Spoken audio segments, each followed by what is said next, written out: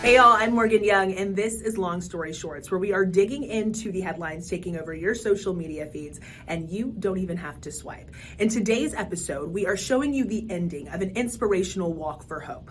But first, a rainy Valentine's Day led to a few problems. Take a look. We had a messy Valentine's Day, didn't we? Jesse says it was the rainiest Valentine's Day on record. It's pretty much behind us now, but it left a mark. This is video that Dallas Fire Rescue posted on social media of a water rescue. Two men got stuck in an area of really rapidly rising water. You can see them at the top there. This was near Cottonwood Creek in Dallas. Firefighters did get them out of there, and thankfully nobody was hurt. Great work, DFR. Now here's a picture posted by the Louisville Fire Department. You can see a car got into some trouble on standing water on southbound 35 near some of the construction in that area. Firefighters there reminding all of us, turn around, don't drown. And finally, this is a couple hours west of us here in DFW, but what a video. The Breckenridge Fire Department posted this as they were pulling up to a wind turbine that was on fire. They think lightning was likely the cause. What a day. Stay safe, y'all. Well, this boat is a total loss. I'm here on Lake Ray Hubbard, where Marine One Dallas Fire Department responded at about 4:45 for a boat fire. The good news is nobody was hurt.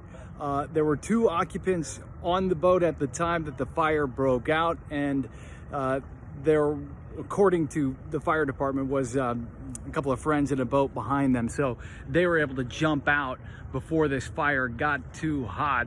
We've seen some images of this on social media with smoke filling the sky, and the battalion chief on scene here told me that this was an auction boat. It was in storage for about 15 years, and this may have been the first time, if not one of the first times, that the new owners got to take this thing out on the water. They're saying that this was an accidentally started fire. It started with the carpet and quickly spread, and it didn't take long for the boaters to decide to jump ship. So a crew will be here to tow this thing out of the water. I'm on Heath boat ramp at Terry Park, and they're going to take this thing away, and I don't think there's much they'll be able to salvage.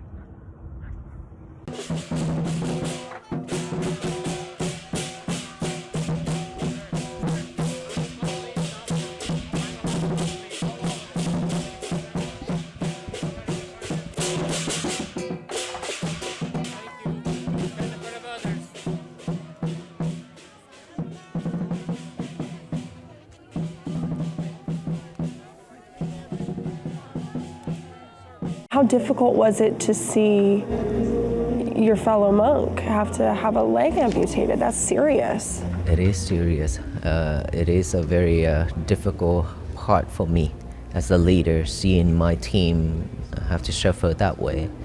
But fortunately enough that he's one of the monks who have a very strong mindfulness practicing.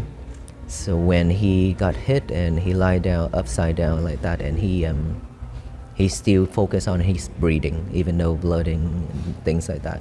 So when I come to him and ask, "Are you okay?" and he said, "Yes, I'm okay." And I asked him, "Focus on your breath," and he said, "Yes, I am." So that helped me, that eased me too. And of course, as a leader, I have to be strong. I have to take care of everything too. And then after that, I could just go to a corner and then reflect myself and then cry. And you just keep going. Yes, we stopped for 2 days to be sure that my brother monk got taken care of. In Houston? In Houston, yeah, downtown of Houston, he got taken care of. By the time that we know that he's well taken care of, then we continue our journey. And he really wants us to continue this walk as well. Wow. That's what he said. That's when he said that I offer my legs to this walk for peace. You're still in a lot of pain. Yes. It's been nearly a week since a knife attack left Joseph Womack with this scar. He says the man who did it is still out there. Joseph has been homeless off and on for 10 years. He says a stranger asked him for a cigarette outside Our Calling Ministry. Then it turned violent. He grabs my shoulder, spins me around with the knife in his hand, and just shoves it into my throat. Joseph says the attack happened here in this liquor store parking lot on South Cesar Chavez Boulevard. He stumbled all the way to the Shamrock gas station on Corinth, his clothes soaked in his own blood. And my skin was just hanging. Sorry. Dallas police say they got the call Monday, just after 3:30. Quote, the preliminary investigation determined a man was cut by an unknown suspect. We reached out to the detective Joseph believes is handling the case. We haven't heard back yet. Do you think that this guy is capable of doing this again to someone else? Yes, I do. He made it very clear that unless he stopped, he's not going to change his ways. What's justice here? Honestly, I went to church today and I have forgiven the guy for what he did. It's just I want some guarantee that he's not able to do this to anyone else. That may be hard if police don't find him. In Dallas, I'm Luke Clary. We are on the scene of this raid that's happening in Dallas along Harry Hines. We see Dallas police cars, Dallas officers, as well as federal agents going in and out of a bookstore, an adult bookstore here along Harry Hines. At the very same time, there was a home in Plano that was also being raided. We believe there's a connection between that bookstore and that home. So the agencies aren't saying very much, only that it's a coordinated effort. That's what they said, a coordinated effort to disrupt criminal activity. But our sources are telling us that trafficking and money laundering are at the center of it all. So we stopped by another place. This is a strip club called Pandora's. We're told that it was closed down on Thursday. When we showed up, on the front door was posted a TRO, that is a restraining order to stop operation. It is unclear if that is connected at all to any of these raids we saw today. So one thing that's unclear is if any arrests have been made, but there are indications that there is a lot more to come. And we are a little over 2 weeks away from Election Day for the March primary in Texas. Voters can start casting their ballots for early voting this coming Tuesday. Early voting runs through February 27th. You will need to bring your ID to cast your vote. If you're doing a mail-in ballot, you have until this Friday to apply for one. Head to WFAA.com/vote for a look at sample ballots and a list of everything you need before heading to the polls. A mom who accused a group of teenagers of forcing her son to drink a cup of urine now owes one of them more than $1 million. Here's what happened. This case led to protests in Plano and it made headlines around the world. And for the first time, we're hearing from one of the teenagers accused of racially motivated bullying. Now 19, he just won a $3.2 million judgment against the mom who accused him and her lawyer. It started with this video of a group of boys at a sleepover birthday party. We've blurred it because they were middle schoolers at the time, but the boys say it shows one of them drinking from a cup that they say has urine in it. Outrage followed, but now, 5 years later, there's a civil verdict in this case. A jury found in favor of now 19-year-old Asher Van and found the mom who accused him of bullying and her lawyer intentionally inflicted emotional distress and publicized his private information. It was immature, it was stupid, it was nasty, but that's not who I am, and that's not me today. Defending my son was what I should have done, and I would defend my son still. That's Summer Smith, the mom and defendant. She tells me there's not much she would have done differently at the time, and she plans to appeal the case. Her lawyer says this verdict runs afoul of anything decent or just. We have a lot more information about this case that we're going to be following throughout the night. The Rockwall County Health Authority confirms 5 cases of measles, all of them siblings, a preschool child and 4 school-age children. Rockwall health officials say they were likely exposed during a recent international trip, that the family is quarantining at home, and healthcare providers they visited have been notified. Unfortunately, the children have not been vaccinated. And so when you're not vaccinated, you have a 90% chance of contracting measles. The good news is it's all a single family housed under one home, and they've been quarantining during the infectivity period, so it does not put the public at risk. Because this is one family, medical experts say this is not similar to what's happening in other parts of the country. The West Texas outbreak, declared over last August, topped out at 762 cases and 2 deaths of school-age children. Today, there are now more than 900 confirmed measles cases in an outbreak in South Carolina. California officials confirm a second case of measles in a person who visited Disneyland on January 22nd. And the CDC is tracking measles cases now in 24 different states. At CMS, we fund any vaccine. And this week, Dr. Mehmet Oz publicly stated his support for the measles vaccine. As a doctor, your message to people about the measles vaccine Take the vaccine, please. We have a solution for a problem. Dr. Dirk Parrott, overseeing the cases in Rockwall County, agrees. The risk assessment you made when you decided not to vaccinate your child has changed. We've got an outbreak of measles in the United States, and I would just implore families to reconsider that risk and potentially vaccinate your children if they have not been. Meanwhile, health officials are tracking the 2 medical providers the family went to for help for any signs of any potential additional exposure. In Rockwall, I'm Kevin Reese. We have people coming from 45 different states and 10 different countries that are going to be able to experience Arlington's finest and the NTT IndyCar series like they've never seen it before. Indy is taking over Arlington, and we are standing on top of what will be the WinStar Winners Club of the Java House Grand Prix of Arlington, meaning you'll get to see and maybe even feel the celebratory champagne from here. This will be the first ever IndyCar street race in North Texas, March 13 to March 15, and tickets start as low as $35, and children under 12 are free. Buckle up, Arlington. It's just going to showcase Arlington at its finest, coming right down here through Lowe's Hotels, Texas Live, Choctaw Stadium, Globe Life, and you're just going to have this incredible view with incredible speeds, reaching 180 miles per hour.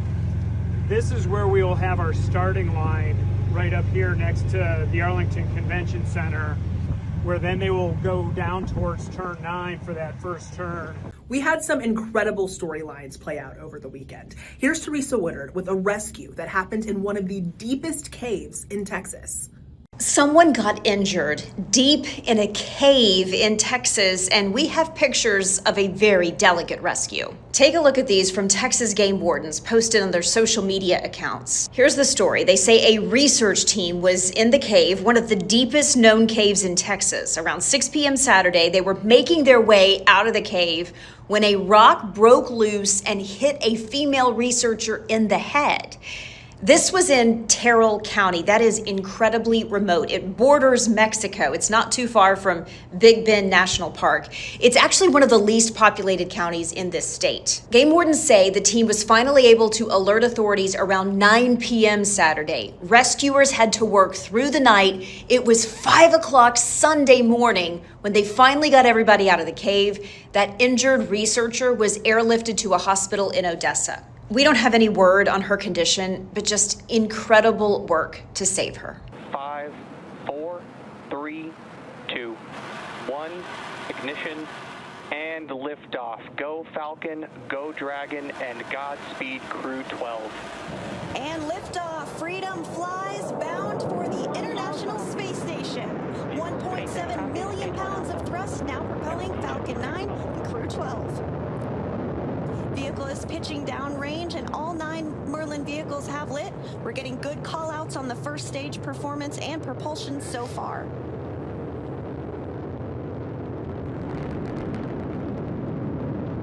Plus 30 seconds into the Crew 12 mission on board Dragon and Falcon 9.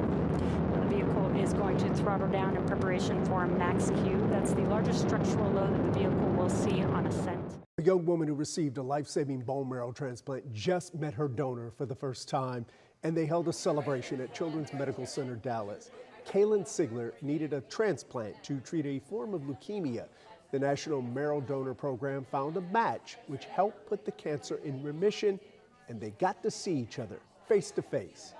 It makes me so happy that all the people came here to celebrate with me and that I was able to finally meet the person who saved my life. It's so cool, and she's so, nice and young and energetic. That's really special, and to meet her mom and her family too, it's really cool. It's a great program. Kaylin says she now has her sights set on joining the Air Force. Kind of a wild story out of Texas this week. 5 people have been indicted in a $220 million cattle fraud operation, according to prosecutors in Fort Worth. The company involved in the case was called Agridyne. 5 people from that company, which was headquartered in Fort Worth, are accused of taking money from potential investors and clients, money that was intended, prosecutors say, to buy cattle, raise cattle, sell that meat for a profit. And instead, they took the money, paid off personal expenses, bought real estate. Here are the names of the suspects we got from the U.S. Attorney's Office. Prosecutors said they promised some clients 15 to 32% profits, but prosecutors say they only purchased a fraction of the cattle they said they were going to buy with that money. And around $58 million of those funds, according to prosecutors, went towards Ponzi payments from prior investors, and around $11 million of that money, according to prosecutors, went to undisclosed sales commissions for Agridyne employees. Again, the full scope of this, over $220 million alleged to have been involved in this case, over 2,200 individual victims. The charges include wire fraud and conspiracy to commit wire fraud, both of which carry up to 20 years in federal prison. Yet another company is moving from Southern California to North Texas, and this one will be familiar to most of you. Public Storage is relocating its headquarters to Collin County, and Chief Transformation Officer Natalia Johnson told the Dallas Business Journal, "We are excited about what this new location brings to our team, our company, and the city of Frisco." Public Storage is known for its bright orange buildings, and the company has been headquartered in California since it opened in 1972. According to legal filings, they're moving to Hall Park, a massive mixed-use campus that's seen tremendous growth in Frisco. It's already home to hundreds of companies and thousands of employees. Public Storage is citing the depth of talent and innovation in North Texas as a reason for the move. The company is doubling its corporate presence here and expects the new office to be ready by the end of June.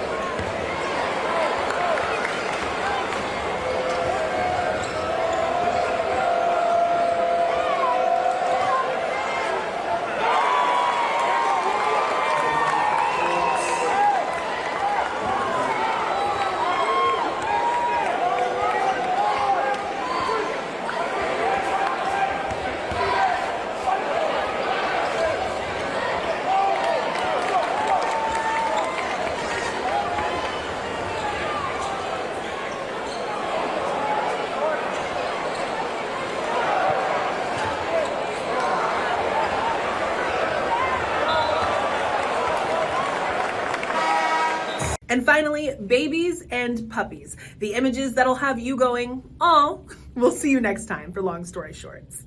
NICU babies at Baylor Scott & White are celebrating Valentine's Day. The hospital system shared these photos of babies all dressed up for the Day of Love. They say they hope this brings all of you a special smile on this Valentine's Day.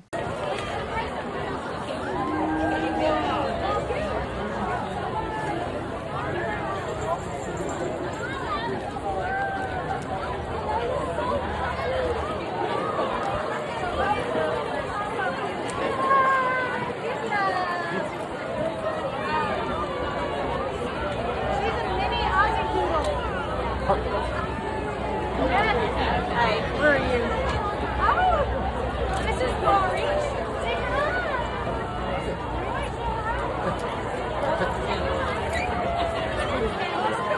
Yeah.